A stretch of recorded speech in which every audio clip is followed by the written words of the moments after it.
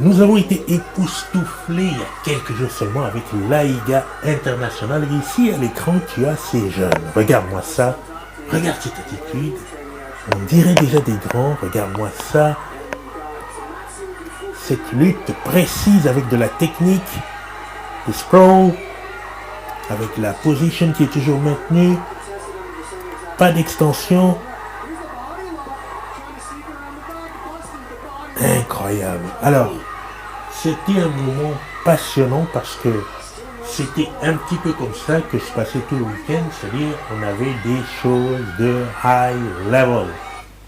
Alors on me dit toujours, oui, mais yes, high level, high level, high level. Pourquoi le high level tout le temps? Mais enfin, le high level, je pense que d'abord c'est un état d'esprit. C'est pas histoire d'avoir des médailles à gauche, à droite, etc. Je pense simplement que c'est un état d'esprit.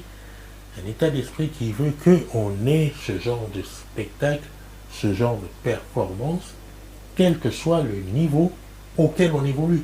Ici, on a des enfants, des jeunes, et on voit déjà quelque chose de réglé, quelque chose d'abouti, alors qu'ils ne sont qu'au commencement de leur carrière.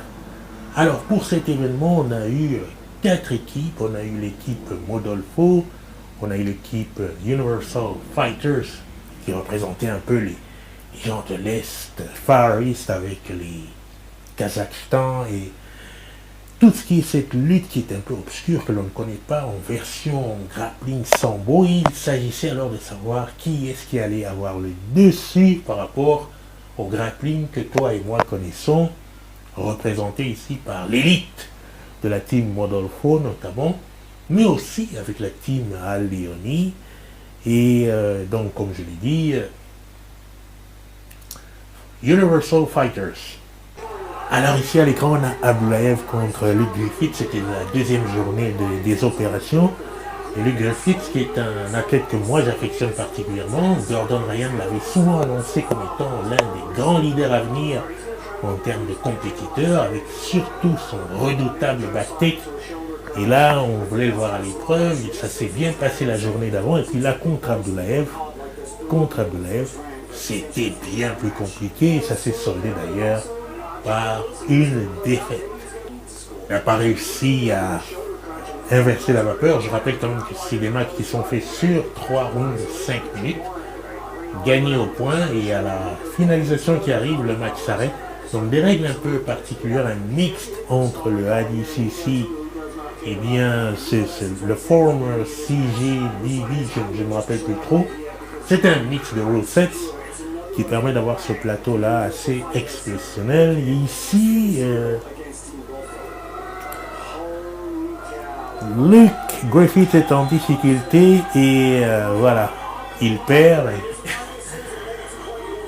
comme il avait fait un peu de provoque la veille en faisant ce geste, Abdoulaye lui rend l'appareil et lui dit, mais alors, on est où là, les gorges tranchées, elles sont où?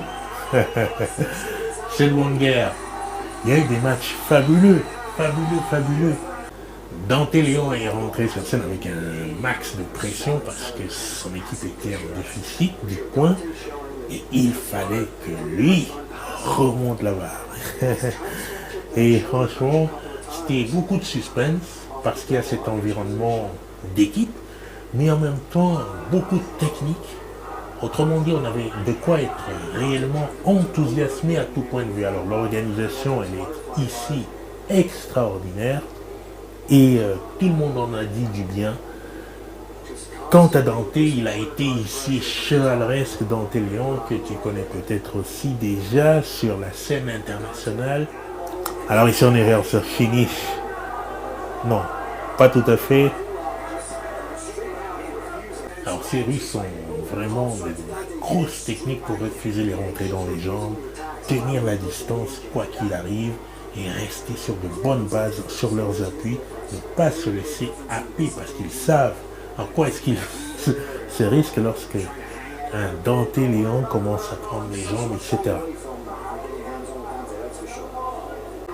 Alors ici, il rentre ce Choi Bar et incroyablement finish explosif, tout le monde est soulagé, la team Modolfo peut reprendre un peu ses esprits et continuer sereinement avec, à suivre, je crois que c'est Zach Kaina. grand moment de suspense aussi, d'émotion dans ce tournoi de grappling. Alors avec Zach Kaiman, très athlétique, léger mais qui en veut, redoutable aigle au cœur. Zach Kaiman donne le meilleur de lui-même, essaye de trouver la faille. C'est Shaq Banoff, mais c'est compliqué. Le gars est stable. Et Zach Kaiman a fait cette erreur de tirer la gamme, de prendre un point en lead, de prendre un point en déficit, alors qu'il n'avait pas le contact suffisant. C'est une des règles du tournoi, à savoir qu'il faut avoir un bon grip pour tirer la gamme.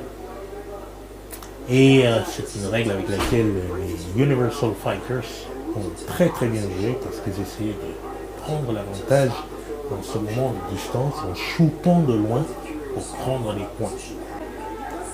Bon, tous ces efforts vont s'avérer vains parce que finalement, c'est Shaq Banoff qui pourra remporter cette mise. Shaq Banoff sait bien qu'il ne faut pas qu'il se redresse parce que c'est un triangle qui l'attend. Alors il serre les hanches là, serre les dents aussi, et essaye de gagner du temps tout en contrôlant le levier, le far lever là-bas. Et voilà, le match est terminé. Shaq Banoff l'emporte. Alors maintenant, c'est à Giancarlo Bodoni. Incroyable Giancarlo Bodoni. Redoutable de chez la team John Danaher qui est ici avec un maximum de poids sur ses épaules. Comment est-ce qu'il va faire pour maintenir la Rodolfo Team à flot?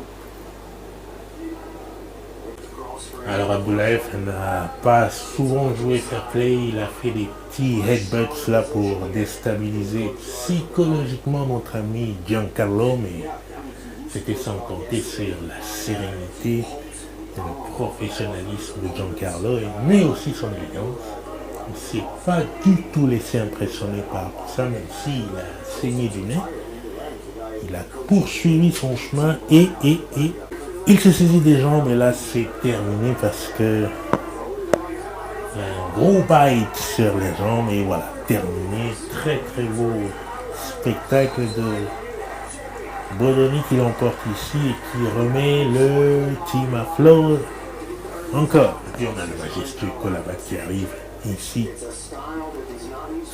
C'est incroyable, ce jeune qui a passé en 8 mois deux ceintures, c'est-à-dire qu'il est passé de janvier ceinture violette à là maintenant ceinture noire, deux ceintures marron, noires, donc on doit dire qu'à ce niveau-là, les ceintures elles défilent, pas attendre 10 ans pour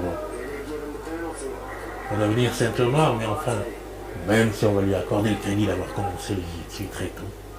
Très beau renversement ici, oupla, directement dans un body lock là, front body lock.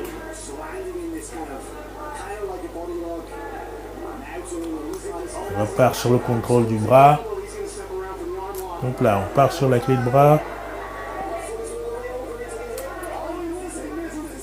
Ah, ça a glissé. C'est pas grave, il revient, il contrôle quand même la position, pression, et là, fallait le voir revenir ça. Clé de talon extérieur, outside heel hook, incredible. Magnifique ce Colabat, est très touchant, très jeune, très charismatique, humble et travailleur, c'est 18 ans, et voilà ce qu'on fait déjà, c'est très beau. Et pour poursuivre dans la symbolique, moi j'ai bien aimé aussi Joseph Chan, qui a cette particularité de s'entraîner à la B-Team aux États-Unis et d'être tout le temps en voyage, comme le disait d'ailleurs le journaliste là, parce qu'il est basé en Chine, c'est ça le grappling aujourd'hui, mais il va s'entraîner à la B-Team et dans une autre équipe à New York, je crois. Et tout ça c'est pour, voilà, se placer dans ce qu'il y a de plus haut, de meilleur dans le monde entier. Très inspirant comme attitude. Pour moi, la IGA là, internationale, ça a été quelque chose d'extraordinaire. J'ai surtout aimé l'initiative de Mon Jassim de réunir cette team qui, comme je le dis, était composée d'athlètes qui sont pour le moins répartis, chacun dans son équipe un peu éparse, Et les voir réunis comme ça pour une cause, aller défendre le grappling selon leur point de vue à eux, ça a été vraiment touchant comme initiative. Ensuite, il y a cette jeunesse qui s'est exprimée là, ces jeunes tout petits que l'on voit avoir une technique mais rutilante. C'est fabuleux. Enfin, pour finir, l'organisation qui n'est qu'à sa deuxième édition, a montré quelque chose de superbe. Et pour ceux qui sont fans du grappling et de son évolution, voir ces styles différents venir se collapser et générer des problèmes qui sont nouveaux, qui nous permettent d'envisager la réflexion autrement pour des solutions grappling, c'est tout à fait enthousiasmant, c'est encourageant. C'est le grappling de finesse, le grappling que l'on aime, et moi, le high level, c'est vraiment ce que je préfère. Voilà pour cette vidéo, moi je te dis à la prochaine vidéo.